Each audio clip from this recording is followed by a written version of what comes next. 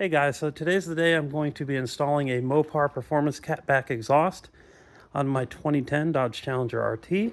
This is the car that has 2,900 miles on it, if you saw my last video, so it's like new. But the reason I thought I would make this video first, maybe it will help somebody. It would have helped me, but I couldn't find anything about it.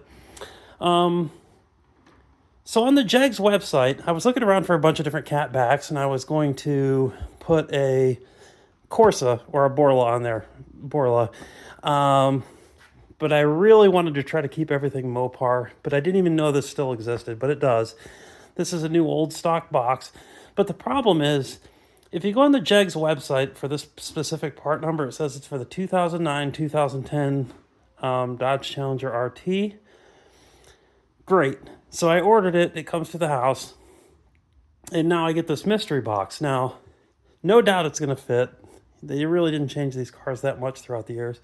But I wanted to show a couple things here. And I'm kind of hoping this helps somebody.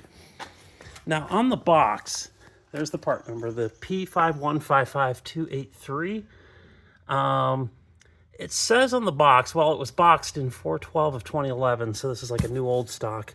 But I'll get into that in a second because this is funny too.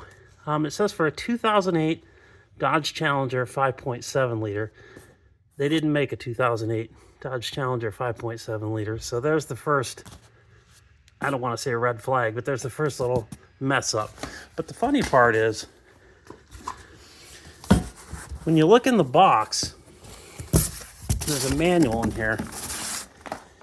And in the manual it says, okay, the Mopar Performance Parts Exhaust System part number P5155283, so the same part number, has been designed for the 2009 Dodge Challenger, equipped with a 5.7 liter V8 rear-wheel drive and an automatic transmission.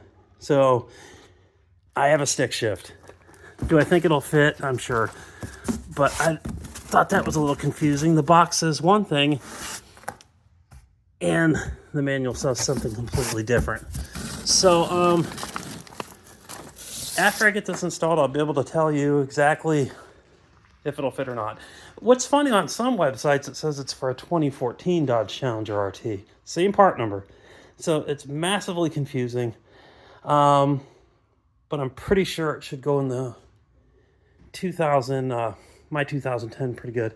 And I figured while I was under there, I'm going to install one of these skip shift eliminators, because that's, you can see what model number it is there, because it's super irritating to have that. So since I'm under there, I'm going to go ahead and get that installed too. So wish me luck.